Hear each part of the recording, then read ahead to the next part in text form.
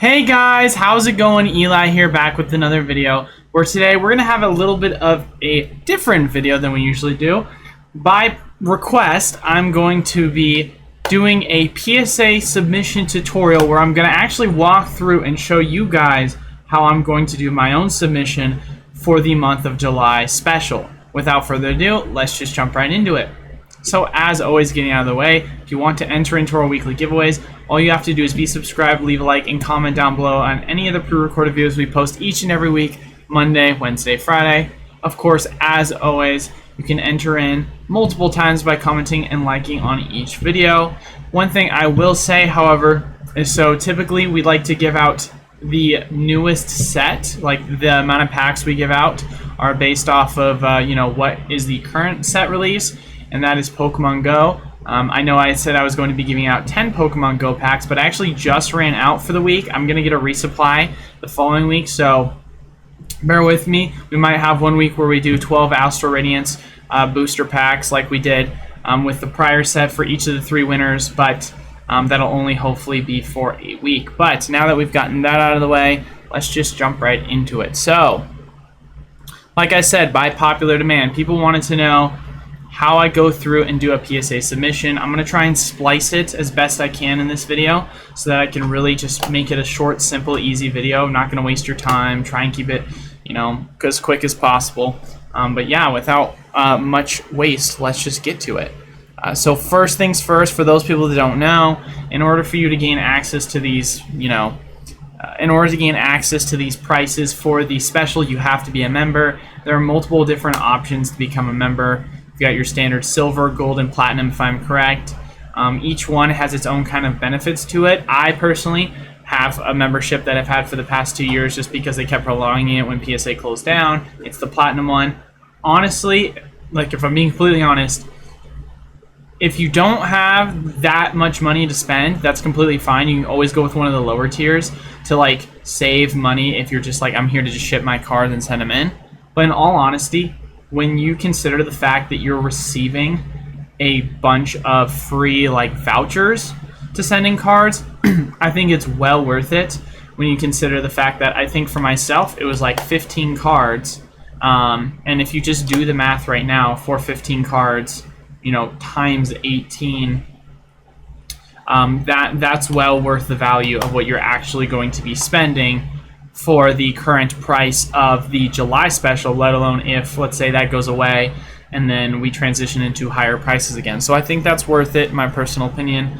But outside of that, once you have yourself a membership, like I said, 50 to 250 I think is the current prices. We go with what type of, typical card we're going to be sending in. So for myself, I'm sending in a bunch of regular or small size cards. Of course, if you want, you can send in jumbo cards, coins, packs, and other things. But for myself, just going to be sending in a bunch of these regular cards. Once I have done that, then I go through which process I'm trying to do.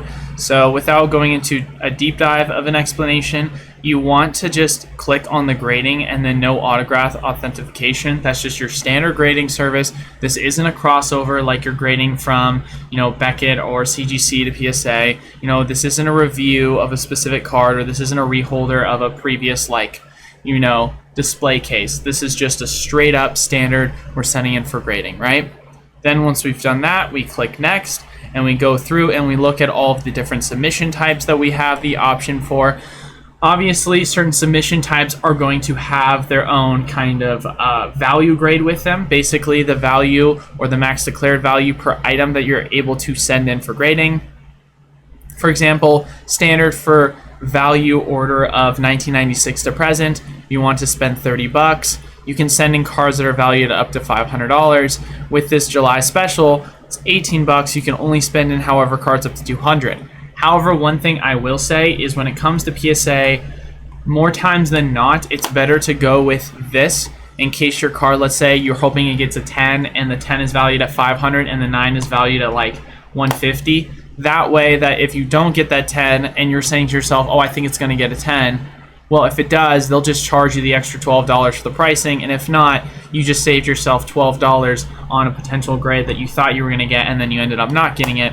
And then sometimes as well, there's been instances where cards that I sent in for grading were not valued at 150, 199. They ended up being valued at more, and then I ended up not getting charged for it, which I'd much rather take that risk, because at the end of the day, it's their incentive at that point to give you a better grade and make money off of it versus and this is more of a psychological thing when looking at it, but you're saying to yourself, all right, well, if I'm spending $30 and my card could potentially be worth $500 or $150 versus I'm spending $18, it could be worth $500 or $150, but if it is worth $500, they're going to have to be the ones to charge me an extra $12. There's more of an incentive for them to be like, oh, we can make an extra $12 by upcharging them on it, and then it's a win-win for you guys.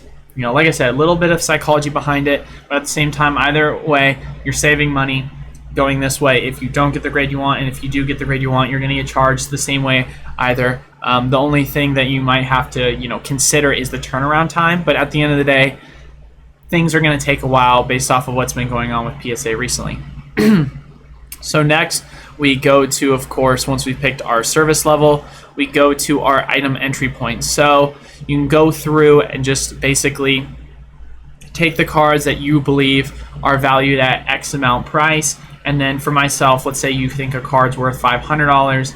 If you do get that 10, then I like to usually put it at 150 or 199, just kind of max cap it out. And then, like I said before, they can give me the upcharge for it. I have absolutely no problem waiting the extra time, because that way, in my mind, I'm still saving money at the end of the day. One other thing, it's not necessarily required, but I think it's really fun to do for my personal self, because I am someone who wants to be very credible when it comes to my own grading standard. I personally like to go through, take every single card that I have, give an expected grade that I think it will get, and then go through, look at the kind of market valuation of what all the cards are worth. As you can see, this is quantity 3 cards. Each card is worth around 510. Multiply it all together, that's how much you're getting. So for a lot of the cards that I sent in on the list that you guys just took a quick look at, I had 92 cards in total. A lot of them are from the Diamond and Pearl era, which is a very low pop era, so you have cards that could potentially get 10s with 0, 1 pops, 5 pops, 2 pops.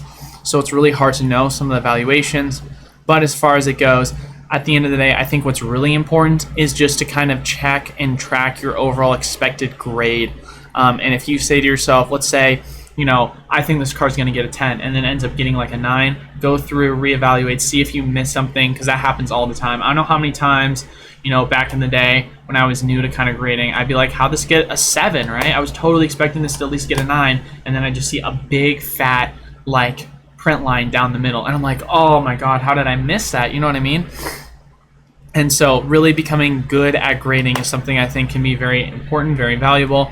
And then 2, you can also expect what kind of value you can potentially bring back from your overall grades once you've sent everything in. But it's going to calculate your overall service level fee, $18 times 92, and then you're going to go in and you're going to see $1,656 is the total that I'm going to be spending. However, please be aware, for your total, you're not going to be charged until they have gone through the full official grading process. So they're not going to immediately charge your card for that total amount. You can very much wait until the overall cards have been returned to you before you actually have to pay it off. However, it will be automatically charged to whatever card it is you pre-set up. So you pre-set up the card, and we're going to show that right now in the shipping and billing, which I'm probably going to end up having to blur out my address for. So for the next part of this is where we go into how everything is going to be charged. As you can see, this is the calculated amount of service level fee, and then this is the calculated amount for the overall insured shipping. Once you've done that, you have the option, of course, to apply those PSA vouchers, like I once told you guys before, what that voucher could be worth up to. Once you've done that, you go through the credit card process over here. Obviously, I have it filled out currently blank because I don't want to show you guys what my credit card information is. But once you have done that, you choose which card you're going to be used. Notice, like I said before in the last section, credit cards will not be charged until the order is received and has completed its process. So that is very much important to understand. Once you have gone through and, of course, put in all your credit card information, then at the very bottom, it's going to have you put in, of course, your billing and address information. I'm not going to show you visibly what mine is, but you guys pretty much know It's just going to go through the same process. Is your billing the same as your shipment, business address, so on and so forth, and then we move on to the next page. One thing I do want to point out, however, at the very bottom is going to give you an option to go with 3 different forms of shipping. It's really all up to you on how you kind of want to take the approach. You can either go the insured shipping route, you can go Express, USPS, Express Mailer, or FedEx. It really comes up all to you on what your kind of course, personal preferences. However, if you do go with the different route of USPS, FedEx, or so on and so forth, you do have to have an account with an account number and then a private insurance limit per box that you're kind of putting in for yourself. Or you can just go the standard insured shipping route, which is a lot easier in my opinion. Once you have done that, then we go to the next final page where we review everything. At the very top, it'll show you your, of course, credit card information, your address. I'm not showing it once again here on screen, but you'll be able to see it up top. That is at the point in which you are able to finally review, make sure everything is correct. Then we go down to the bottom of the page where we can see attention, accept terms and conditions, and click next to the bottom to finalize submission. And this is the point in the submission in which you once again review all the cards that you're submitting, make sure that everything that you are sending in is of course appropriate, whether it be that the card that you kind of listed, whether it be that the price you listed it at, and so on and so forth. And then final review on your grand total declared value. Obviously, as I mentioned before, this is mainly for insurance purposes, which is another point of risk that you can kind of take on yourself, because if you do send in a card, let's say for example that we're valuing at lower than what it actually could be worth, and then you end up losing it in the mail, that's where you're taking that kind of real risk. So if you want to pay that extra $30 surcharge, you totally can. But for me personally, I think it's worth taking the risk. But this is not financial advice. I'm not a financial advisor. But that's mainly just because, at the end of the day, I have a lot of these cards that I'm basically valuing at a little bit over what they're worth, up into the kind of 199 point of maximum threshold for max value. And so for me, hypothetically, if there was no way of knowing that my card's going to get a 9 or a 10, I would still be satisfied knowing that, hey, I'm walking away with value, that not knowing if everything's going to get a 10, not knowing everything's going to get a 9, but it's still going to be made up in the fact that I'm valuing all of my cards to the point in which I think they could reach up to a certain threshold of value, if that makes sense. But then once we've done that, we go to the very bottom. Once again, we read the customer, of course, agreement if you would like to do that. Most people, of course, as always, do not. You then, of course, have your terms and agreement, that box that you will check. Once again, making note of it, your credit card will not be charged until the order is received and processed at PSA. Then once we have done all of those steps, we go into the next page, and then we see that our submission has finally been successfully completed. Now, a couple of things that you can read on yourself, but we're going to go through and just kind of say it out loud with one another so we know not to miss this. Please, please, please, please, please, when you're sending these cards, don't send them in top loaders, send them in card savers. Not only will it waste your time, it will waste their time and potentially your money, because they are not going to want them sent in any other way with card savers. Doesn't have to be a specific brand. Of course, they recommend card saver ones, but there's no sort of reference. Make sure as well that when you package your cards, and we'll go through a later part of the video on what that kind of looks like, how I like to package my cards, but it's very important that when you do package them, make sure that they are safely protected, they don't shift around a lot, and so it's going to be saving you from your cards potentially getting damaged when you are putting them in for submission. Of course, lastly, another thing that is very important to understand when going through and checking off what, of course, you're going to be sending in, you have multiple copies of your paper. Your first copy is going to say total number of orders included in this package, total numbers of collectibles included in this package, all orders. So basically, for example, if you wanted to ship multiple different items in one box, let's say save yourself some trouble of having to ship out everything individually, and you're just having to, let's say, have one order that has 30 monthly specials, one order that has $30 cards that you're sending in. Basically what you do is you have just the total number of orders included in this one package, because you have multiple orders. or you can say total number of collectibles included overall in this one package. However, for myself, of course, I only have one order that I'm going to be doing, and then in regards to the total number of collectibles, I only have 92 collectibles, aka 92 cards that are being included in this package because this is just one single order. Which, of course, is why it's very important when we go through and look at all the cards that we sorted and listed. We want to make sure that the card on top and the first one that is in the order, as we can see, is going to be the Charmeleon. So, for example, I have all my pile of cards pre-sorted, and the first card on top is the Charmeleon to start, and then the last card of the 92 that I have listed is going to be the Full Art Mega Charizard. Obviously, you know, it's representing that. See how there says, for example, this card, my Majestic Dawn Glaceon Reverse Holo Foil card. It says that there's 32 of them. Or, sorry, it says number 32, but there's 4 of them, and then moves on to 33. That's just the overall rows. So it actually has nothing to do with the overall number that that card is designed. It's just the amount of cards in order of that one specific card that is being sent in. Once you have done that, it is now time to go through and print out our shipping label. So as you can see right here, we click print label, and then once we have done that, we go through. I'm going to be shipping it with my standard printer, and I'm going to make sure that I'm going to follow very closely the instructions, cut along the dotted line, adhere this label to the outside of your package, and do not obscure the barcode with packaging tape. And then of course I click print. Once you have done this, you're now going to click at the very bottom below that, print submission form. Now, as you might see, there's going to be multiple pages that are going to be printed out. 3 specific copies in particular. You're going to have the standard submission form copy number 1, the second copy form as well for the creator, and then your third and final copy form, which is going to be for yourself to keep so you can keep track of course, what you sent in case something goes wrong and you have proof of copy of your overall package and what is being shipped out to them.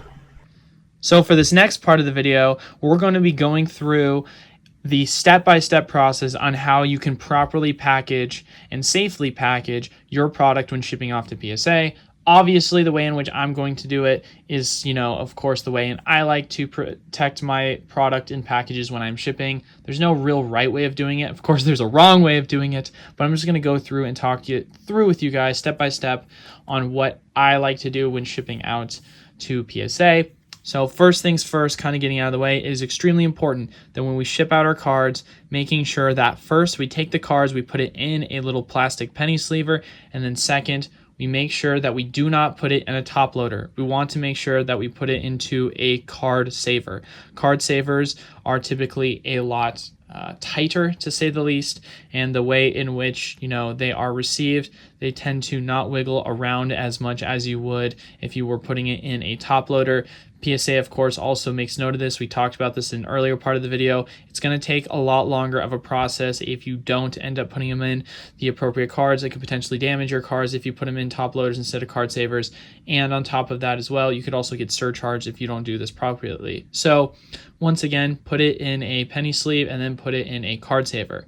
Now, one thing I like to do, you don't have to do this, but when you put it in the card saver, I like to take a little bit of like a sticky note slab and I put it on the back of the penny sleeve before I put it in. That way for myself, when the grader wants to, of course, take the card out, all they have to do is just pull on the tab and then the card will easily start to slide on out. Like I said before, this is not something you have to do. I just like to do it. I think it makes their life easier. And for me, if I can have a happy grader, make their life a little bit easier, then in my mind, maybe he's going to give me a little bit of grace. Of course, more of a psychological thing, but I'd much rather have them do that than have to open them up and then potentially them accidentally damage the card by reaching in rather than just sliding it on out. Now for the next step, of course, of the process, it is how you're going to be packaging and shipping them up. So like I said before, people like to do this differently.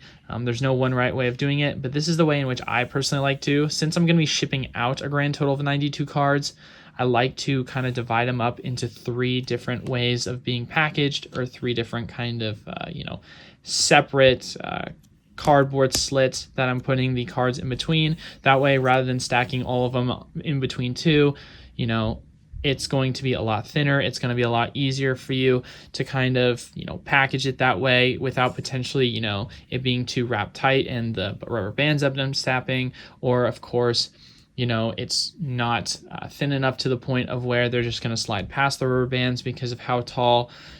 So for that reason, for the sake of how I'm doing it, you can do, of course, 3 like I am myself. You can do 4 if you want to be safe than sorry. You can do 2. It's up to you depending upon how many you're sending in. Or you can do 1, obviously, right? Because for me, I'm sending in 92. So for 92, I broke them up into 3, you know, around 30-ish each one. And as you can see how I labeled them, like I said before in the part of the video, each of my items has a number that is designated. Now, of course, this doesn't represent the actual amount of cards. It just represents the number that I was given when I was kind of looking at my package. So kind of how when you look at your package, you'll have, let's say, 4 of the same card, but they'll all be represented as number 1. So how I like to do it is these are all the cards that are labeled 1 through 18. These are all the cards that are labeled 19 through 42. And then these are all the cards labeled through 43 through 78. Like I said before, if you want to, instead of doing that, you could say package 1, package 2, package 3, or like in order 1, 2, 3, like top, middle, bottom. That's totally okay, because at the end of the day, in regards to grading, these are how they're going to be grading it in order. So there's not really one right way of doing it. I just like to do it this way so that when they go look at the package, it's easy for them to kind of take note of it. One other thing I want to take into consideration, I know some people like to do this a little bit differently than I am, but for me personally, I like to just take the cards that I'm going to package up, put them between 2 pieces of cardboard, and then put them in a rubber band. I know some people like to just rubber band the card savers. I'm not like, you know, if you want to do that, you can, but for me personally, I don't like that, because if I do have like, you know, tight rubber bands and it's a thick piece of cardboard, and if you look at the very top here, let's look at the Ursa ring again, this is very like flimsy. And for me, if I have a lot of, you know, cards all stacked up together and the rubber band starts to bend it, it really makes me nervous that I could potentially bend or damage the card. And so for that reason, rather than of course trying to just rubber band just the card savers themselves, I like to take them, put them in between 2 pieces of cardboard, and then rubber band on the outside. If you want to, you can always do both. You could rubber band the card savers and then rubber band the cardboard, but I think that's a little excessive, and at that point you're kind of still taking that risk with it potentially bending. But that's just kind of the appropriate way that I personally like to do it, and I think for me it's worked out the best. Now for the next step of this, we're going to be getting the shipment process in regards to making sure we have all our paperwork properly sorted. So when you print it out, you're going to have 2 separate different submission forms that you're going to be packaging up, and then a third is going to be your customer copy. So we want to make sure that when you're going through and you're looking at your copy forms, you of course know which one is which. So for example, for my first PSA copy form, I'm going to make sure everything is together, and at the very back end of the last page here, I'll try and show that a lot better, it'll say at the very bottom that you have read the PSA terms of agreements and condition. You're going to sign at the bottom there, and then once you have done that, we're going to appropriately repackage everything up and then put it inside of the box like so. I've already done this with the second package, the second copy submission form piece, and you're going to also have to sign that, except instead of the back of the page, you're going to have to sign at the very front. And then once you have done that as well, making sure that you're putting everything in all nicely secured, packaged, and of course, as you can see right here, I have some bubble wrap off to the side, some bubble wrap underneath, and then I'm going to package it up some more here shortly in a second. Now for the next and final step, we are going to write, like I had said before at the very beginning, making sure that we notify them of what specifically this package is. July special. That's what it is. Inside of the package, it's going to have the exact dates on when, of course, you're able to have your final submission date. But on the very front, we want them to know that we're going to have it as July special. Now, for previous submissions, typically what you would do is you would say whatever the turnaround time was. So let's say if it was 45 days, you put 45-day turnaround time. But as we know, it's a little bit different now for PSA, so we don't have to do that. We just want to put July special. If you want to, you don't have to necessarily just put July special. You can put, let's say, quarterly special, or you can say July quarter. Like, you can put it however you would like to just signify that, hey, this is the 20 submission special for $18. just kind of letting them know of that, just so that they, of course, are able to be like, all right, we got to make sure that we're taking this package in within the appropriate time, received within the appropriate time, and then when we open it up, they can see the papers that you submitted. I like to put it on each side, letting them know. You, of course, got July special there. You've got July special over here on the side.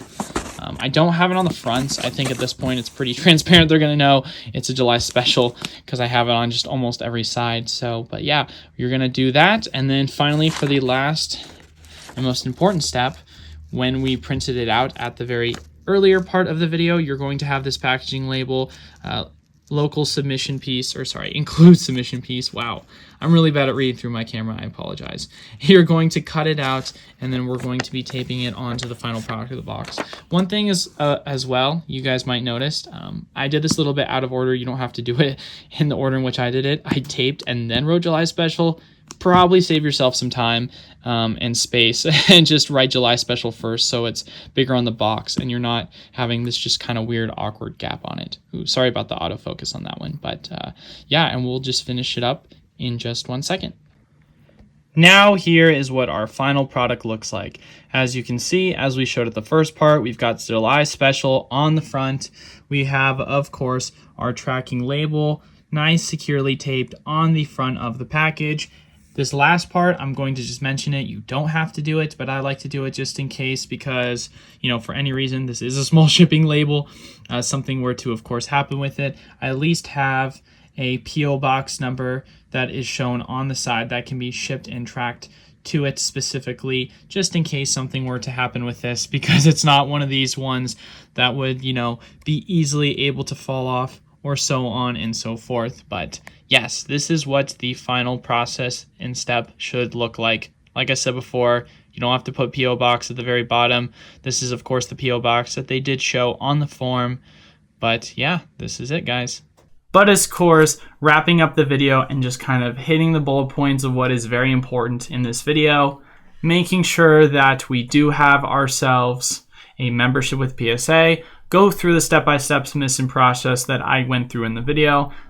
Key points of takeaway when making sure that we are going about doing this. It is very important for our own time, money, and protection that we are not shipping them out in top loaders. We're shipping them out in card savers. And of course, making sure that we're securely putting them either in between cardboard or just having them in some form of bubbled protection from not kind of shifting around in our box. And lastly, and most importantly, I feel as if letting them know on the very front, as kind of instructed, please, please, please let us know if this is a specialty form, letting them know that, hey, this is going to be required to be processed within a certain shipping date. Once again, I will show that on the screen just so that you know. If you are printing the submission form for a quarterly special, please make sure that the package is postmarked by the last day of the calendar quarter. So, once again, form not valid after 8/21/2022. So we are making sure that it is known that this is a quarterly special. This is a July special. Of course, before it was you would put the turnaround time. You just do like, you know, let's say standard turnaround time or special turnaround time. We don't do that anymore. We're just going to be making sure that we're making it known on the front of the box. This is a quarterly special that needs to be processed within these 30 days because we only got about 9 more days of the month. So you can't, you know, resubmit it if, for example, something goes wrong and let's say you have issue with the overall package label, that they're just going to have us print out this small, you know, kind of scanner. So, but hopefully you guys found this video informative. As always, if there's anything I kind of left out of the video, please make sure to leave a comment down below and just let me know, like, hey, I have questions about this. Or if there's something you disagree with, of course, let me know. But I've sent into PSA many a times.